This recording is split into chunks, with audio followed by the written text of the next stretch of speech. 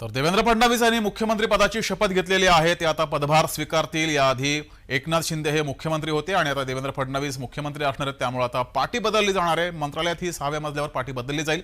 या ठिकाणाहून आपले प्रतिनिधी महेंद्र जोईल आपल्या सोबत जोडलेले आहेत। महेंद्र,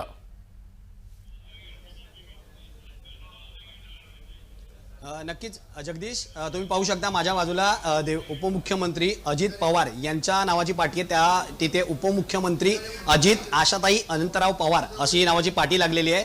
हे त्यांचं कार्यालय आहे। या कार्यालयात त्यांचा तो महाराष्ट्र सरकारचा जो पदभार आहे घेतल्यानंतर ते पूर्ण कामाला लागतील। तुम्ही पाहू शकता हे अजित पवारांचं कार्यालय आहे। इथूनच महाराष्ट्राचा जो कारभार आहे तो चालवला जाईल। उपमुख्यमंत्री म्हणून अजित पवार जे आहेत त्या कामांना इथून सुरुवात करणार आहेत। काही वेळामध्येच अजित पवार मुख्यमंत्री देवेंद्र फडणवीस हे सुद्धा या ठिकाणी पोहोचणार आहेत। या मंत्रालयाच्या प्रवेशद्वारावर कर्मचारी आहेत ते त्यांचं औक्षण करतील आणि त्यानंतर मग ते वरती येणार आहेत आणि त्यानंतर बैठक होणार आहे। तुम्ही पाहू शकता कार्यालयाच्या बाहेर आहेत जे मोठ्या प्रमाणात कर्मचारी आहेत त्यांच्या स्वागताला आले आहेत। इथेच अजित पवारांचं कार्यालय आहे। मी तुम्हाला थोडं पुढे घेऊन जातो ज्या ठिकाणी मुख्यमंत्री म्हणून काही आपल्याबरोबर लोक आहेत। मला यांच्याशी बोलावंसं वाटतंय। कुठून आलात आपण?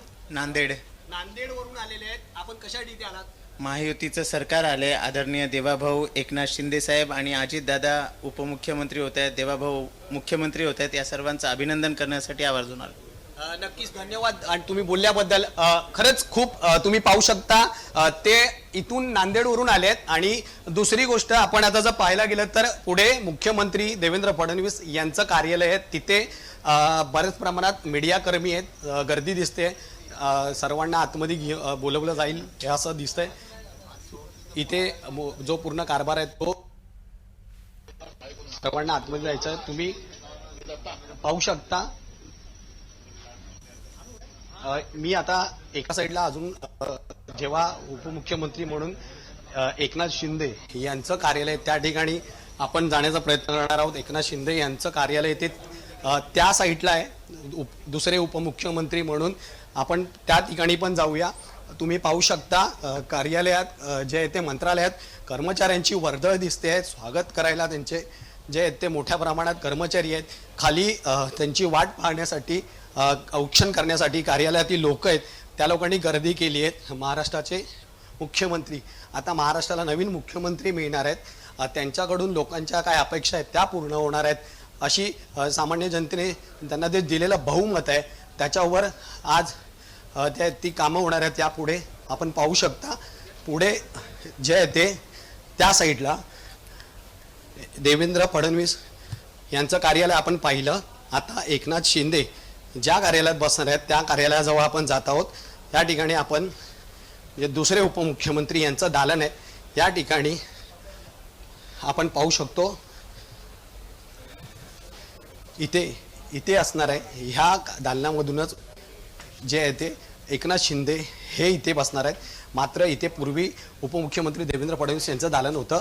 काही वेळातच इथून ह्या सगळ्या पाट्या चेंज होतील, इथे त्यांचं पदभार स्वीकारतील आणि त्यानंतर महाराष्ट्राचा जो विकास आहे, जी कामं आहेत ती रखडलेली कामं आहेत ती पूर्ण करण्यासाठी हे तिघही जे मुख्यमंत्री आणि दोन उपमुख्यमंत्री यांचा जो प्रवास आहे तो इथून चालवेल। आजचा दिवस हा जो आहे तो महत्त्वाचा असणार आहे। आज पदभार स्वीकारणार जी। मात्र महेंद्र, कार्यालयामध्ये पदभार स्वीकारला जाईल, नावाची पाटी आता बदलली जाईल। आपण बघितलं देवेंद्र फडणवीस यांची अजूनही उपमुख्यमंत्री अशी पाटी आहे, ती थोड्या वेळात बदलेल। वातावरण कसं आहे मंत्रालयात?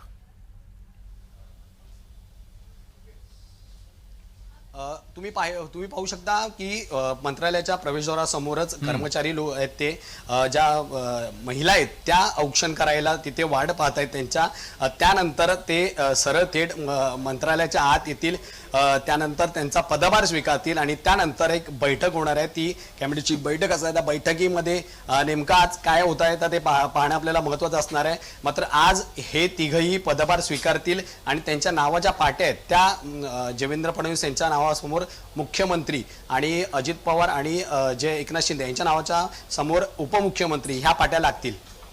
जी, धन्यवाद महेंद्र दिलेल्या माहितीबद्दल।